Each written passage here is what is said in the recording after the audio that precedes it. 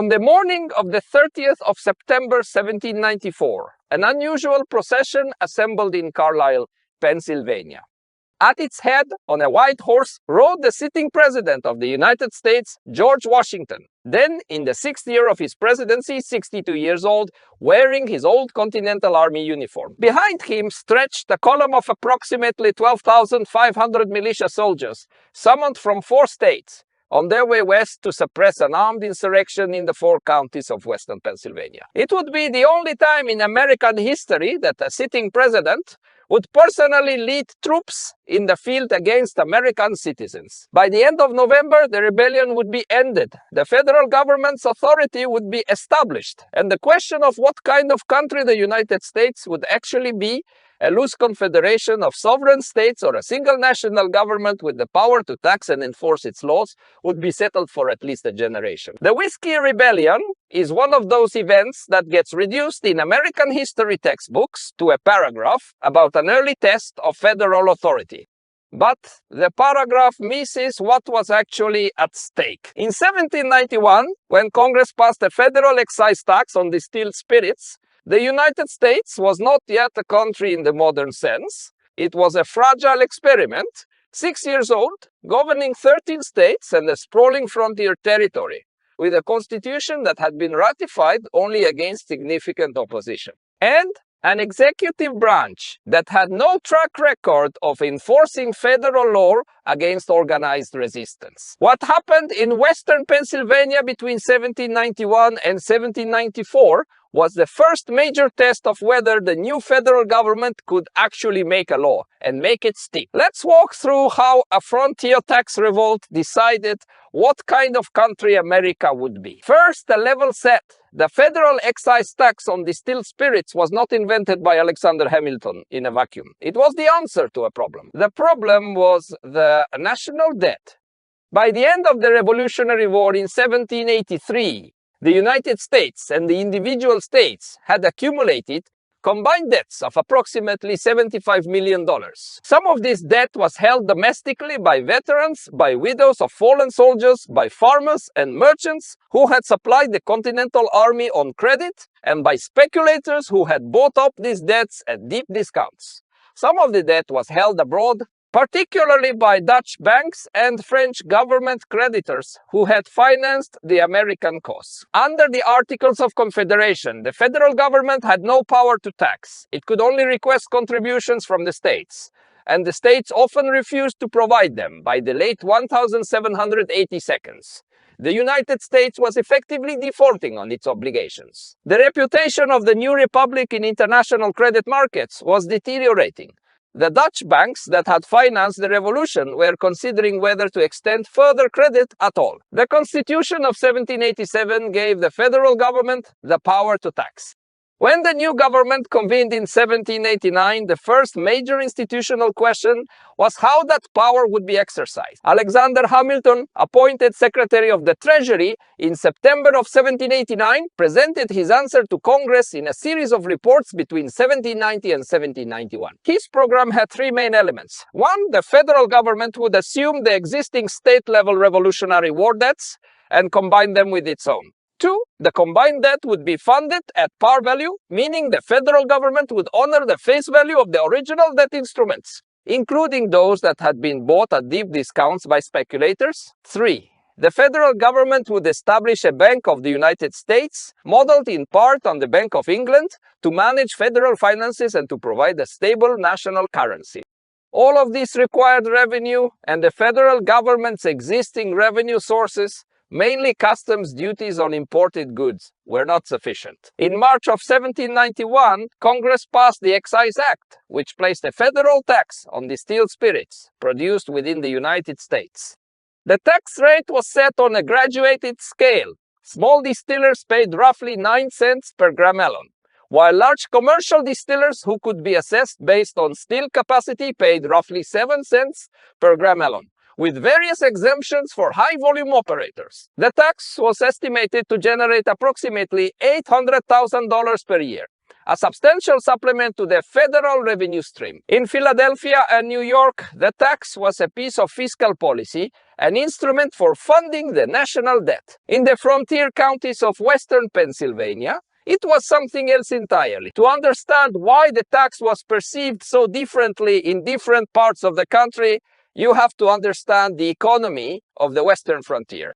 By 1791, approximately 1/4 of all distilled spirits in the United States were produced in the 4 counties of western Pennsylvania: Allegheny, Washington, Westmoreland, and Fayette. The reason was geographic. Farmers in western Pennsylvania were physically separated from the Atlantic seaboard markets by the Allegheny Mountains. Transporting grain to the eastern markets by horse and wagon was expensive enough that most western grain was uneconomic to ship in raw form. But if you distilled the grain into whiskey first, the calorie value of the grain was concentrated in a smaller, more durable, and far more valuable product. A horse that could carry 4 bushels of grain to market could carry the equivalent value of 24 bushels of grain in whiskey form. Whiskey in western Pennsylvania was not a luxury beverage. It was the only way to monetize grain, it was the local currency, it was used to pay farm laborers, to settle accounts at local stores, to purchase land. Taxing whiskey from the perspective of a western farmer was the equivalent of taxing money itself. The resistance to the excise tax began almost immediately after the law took effect on the 1st of July 1791. The first wave of resistance was political. Throughout the summer and fall of 1791, public meetings were held in the 4 western counties to denounce the tax. In July of 1791, a gathering at Brownsville passed resolutions condemning the excise as oppressive, unconstitutional, and contrary to the principles of the Revolution. In September of 1791, a similar meeting at Pittsburgh, attended by delegates from across the western counties, condemned the law and called for organized opposition. These were not riots. They were structured political assemblies, modeled on the committees of correspondence that had organized the revolution against British taxation. The participants were, in their own minds, defending the same principles their fathers had defended against George III, a tax imposed by a distant capital on a population without effective representation in the legislature that imposed it. The second wave of resistance was administrative.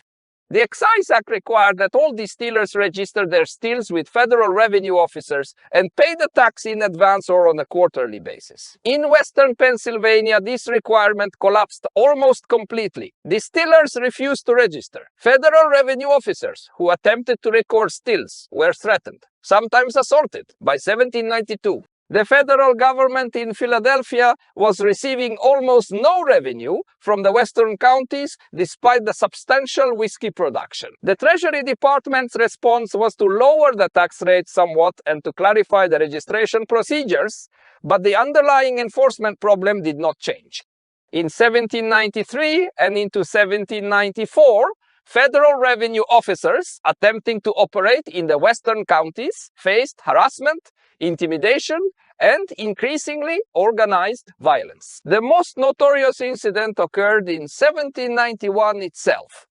A federal revenue officer named Robert Johnson was waylaid on a road in Washington County, tarred and feathered by a group of men in disguise. His horse was cut, his money was stolen, and he was left bound in the woods. Tarring and feathering, an inheritance from Revolutionary-era intimidation of British loyalists, was not lethal but was extremely painful and humiliating. Hot tar applied to bare skin caused severe burns. Feathers added a degrading public spectacle. The intent was twofold: to punish the immediate target and to discourage anyone else from accepting a federal revenue collection position. The intimidation worked. By 1792. No one in western Pennsylvania would accept the position of revenue inspector except at the explicit personal request of senior federal officials.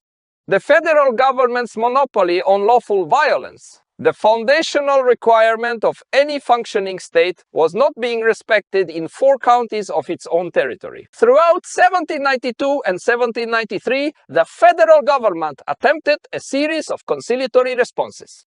Congress amended the Excise Act to reduce some of the rates and clarify procedures. President Washington issued proclamations calling for compliance with the law while urging citizens to express their objections through proper political channels. These measures did not work. The resistance in western Pennsylvania actually intensified during the period, both because the local economic burden of the tax was real and because the perceived weakness of the federal government emboldened the resistors. By the spring of 1794, the situation had deteriorated to the point where federal authority in the 4 western counties was, in practical terms, suspended. The crisis came to a head in the summer of 1794, when the federal government issued summonses to 75 distillers in western Pennsylvania, requiring them to appear in federal court in Philadelphia, a journey of approximately 300 miles, to answer for non-payment of the excise tax. The summonses were a deliberate test. The federal government wanted to demonstrate that it could compel compliance with the excise law and that its judicial system was functioning in the western county. The instrument it chose was a federal marshal named David Lennox, accompanied by John Neville, the federal excise inspector for the Western District. Neville was a wealthy local landowner, a Revolutionary War officer, and the most visible local representative of the federal government. He lived in a substantial stone mansion called Bower Hill, near present-day Pittsburgh. On the 15th of July 1794, while Lennox and Neville were serving summonses near the home of a distiller named Oliver Miller, they were confronted by a group of armed men. Shots were fired. One of the resistors, William Miller, was wounded. News of the confrontation spread through the surrounding farms. By the next day, a crowd of approximately 50 armed men had gathered. On the 16th of July, the armed men marched on Bower Hill. Neville was inside with several enslaved servants and a small number of federal soldiers who had been sent to protect him. Shots were exchanged. The attackers retreated with some casualties, including James McFarland, who was killed by a shot from inside the house. On the 17th of July, the attackers returned in much larger numbers, perhaps 500 armed men, organized under militia-style leadership. Neville and the federal soldiers retreated. The attackers burned Bower Hill to the ground. The federal government had been militarily defeated in its own territory by an organized armed force of its own citizens. What followed over the next several weeks looked, to observers in Philadelphia, alarmingly like a frontier secession. Mass meetings were held across the western counties. Resolutions were passed condemning the federal government. Liberty poles were erected in town squares, echoing Revolutionary-era symbols of resistance to tyranny. On the 1st of August 1794, a gathering of approximately 7,000 people, the largest assembly the western counties had ever seen, convened at Braddock's Field outside Pittsburgh. The assembly was nominally peaceful but openly armed. Some speakers called for outright secession and the formation of a separate frontier republic. Others called for an alliance with the British in Canada or the Spanish in Louisiana. More moderate voices managed to deflect these calls and instead pushed for the assembly to send a formal protest to the federal government, asking for the repeal of the excise law. But the spectacle of 7,000 armed citizens assembling against the federal government on American soil 4 years after the ratification of the Constitution was a constitutional crisis of the first order. President Washington and his cabinet met repeatedly through August of 1794.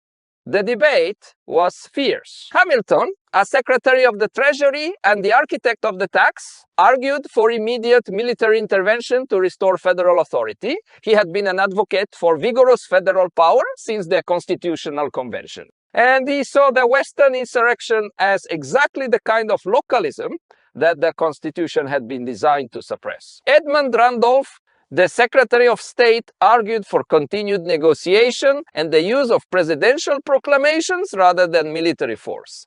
He worried that armed federal action against American citizens would produce political backlash and might validate the rebels' claims that the federal government was tyrannical. Henry Knox, the Secretary of War, supported Hamilton's position, but was preparing to step away from the cabinet for personal reasons. Washington himself, after careful consultation, sided with Hamilton. The federal government would call up the militia and march into western Pennsylvania. On the 7th of August 1794, Washington issued a proclamation under the Militia Act of 1792, calling up militia from Pennsylvania, Virginia, Maryland, and New Jersey. The total force called was approximately 12,500 men, slightly larger than the Continental Army that Washington had commanded throughout most of the Revolution. The federal government was, in effect, mobilizing a force equivalent to its primary wartime military to suppress an insurrection of perhaps 15,000 armed civilians in 4 counties. The legal authority for this mobilization was a recent statute, the Militia Act of 1792. Under the act, the president could call up state militia to enforce federal law if a Supreme Court justice certified that ordinary judicial processes were insufficient to enforce the law in a particular district. Justice James Wilson provided the necessary certification in early August of 1794. This certification process was, in effect, the first major test of the constitutional mechanism for federal use of military force against domestic resistance. It would remain the basic framework for federal authority over the militia in domestic situations until the National Guard and the Insurrection Act reorganizations of the 20th century. Throughout September of 1794, the militia regiments assembled at Carlisle, Pennsylvania, the staging point for the march west. On the 30th of September, Washington himself arrived at Carlisle, reviewed the assembled troops, and led them in a brief ceremony before turning the operational command over to Henry Lee, the governor of Virginia and a Revolutionary War cavalry officer known as Light. Horse Harry, Washington's personal presence at the head of the army was politically essential. His decision to ride into the field communicated to every observer, including the rebels themselves, that the federal government took the insurrection seriously enough to commit its most respected national figure to the effort. In practical terms, Washington's presence also constrained the army's behavior. Lee and his subordinates knew that any excesses against civilians would be associated with Washington's own reputation, which neither Lee nor Washington wanted to risk. The march from Carlisle to the western counties took approximately 5 weeks. The army crossed the Allegheny Mountains in late October. News of the army's approach had its intended effect. The leaders of the insurrection began to dissolve their organization. Many of the most radical figures fled west into Ohio, or south into Kentucky, or across the Ohio River into territory that would later become Indiana. When the federal army arrived in the 4 western counties in early November, there was no organized armed resistance. The insurrection had melted away on the rumor of federal force. What followed was a wave of arrests. Federal officers detained approximately 150 men suspected of involvement in the insurrection. The detainees were marched east in winter conditions to Philadelphia, where they would be tried in federal court. Of the detainees, 20 were eventually indicted for treason. Of these, 2 were convicted, John Mitchell and Philip Vigil. Both convictions were upheld on appeal, though the evidence in each case was weak. Washington, after consulting with his cabinet, granted both men presidential pardons in mid-1795.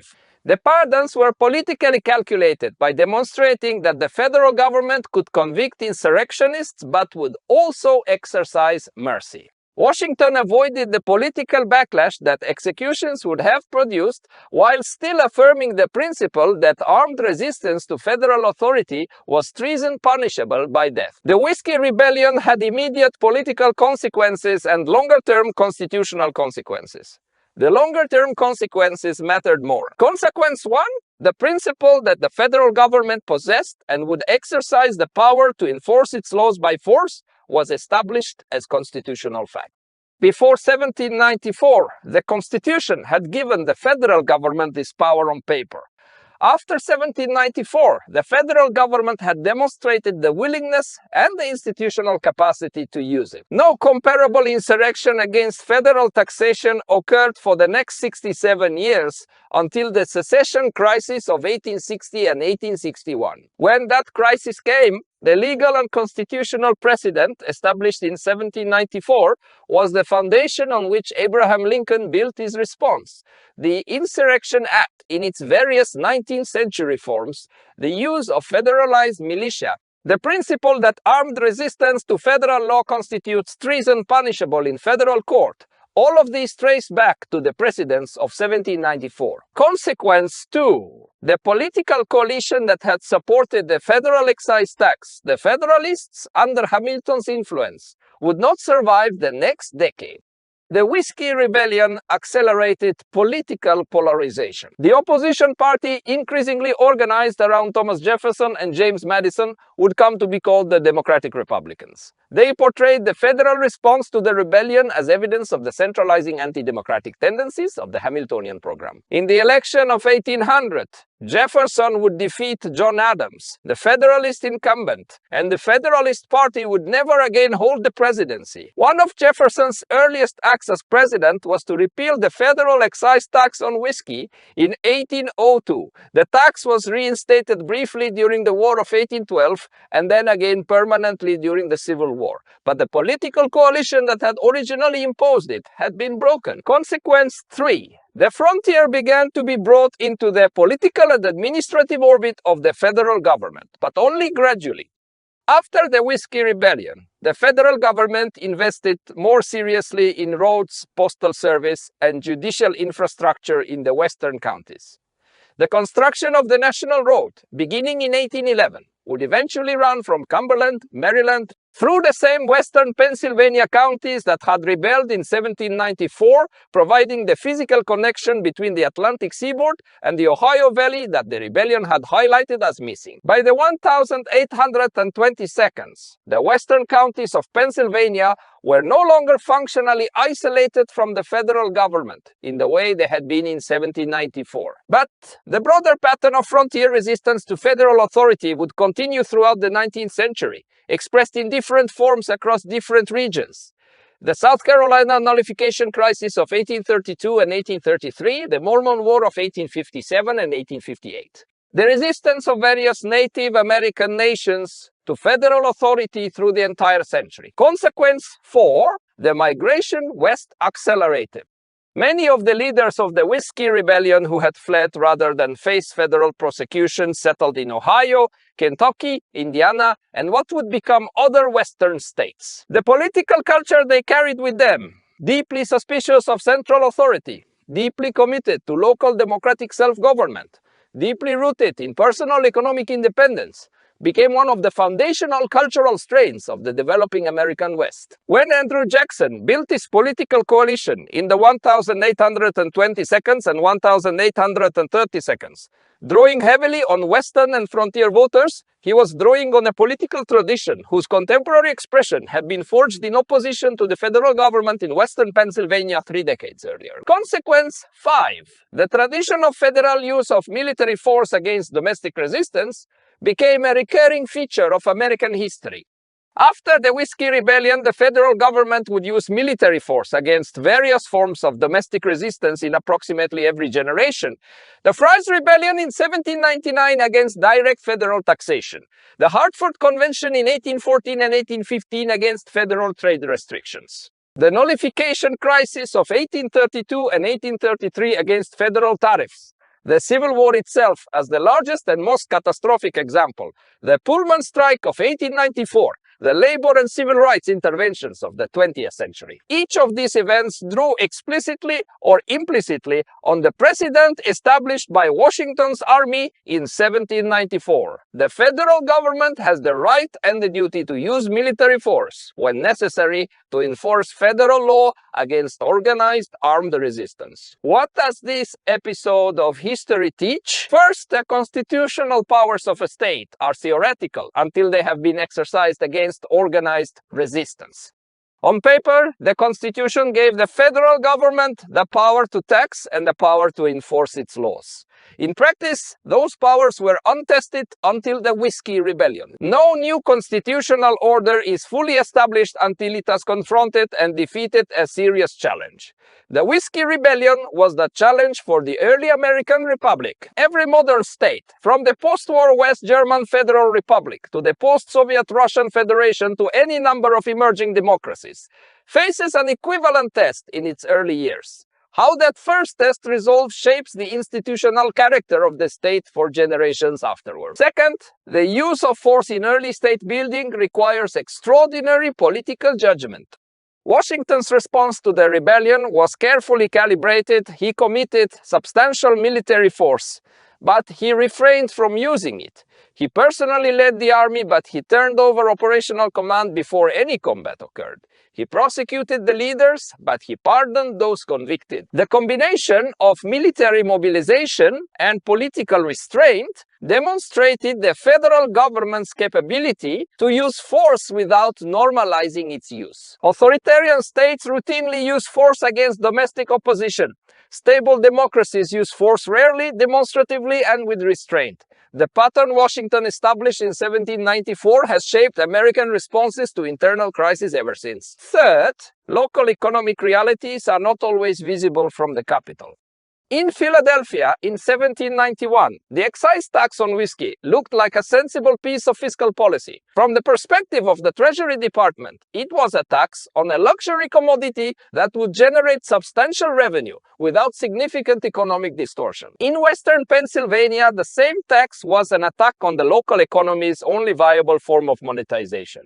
The geographic and economic context that made whiskey production essential in the western counties was not understood by the policymakers in Philadelphia. Every modern policy, particularly tax policy, faces an equivalent risk. The view from the capital is always incomplete, and the people whose lives are most directly affected by a policy often understand its consequences better than those who write it. On the morning of the 30th of September 1794, George Washington rode at the head of an army of 12,500 American militia soldiers toward western Pennsylvania.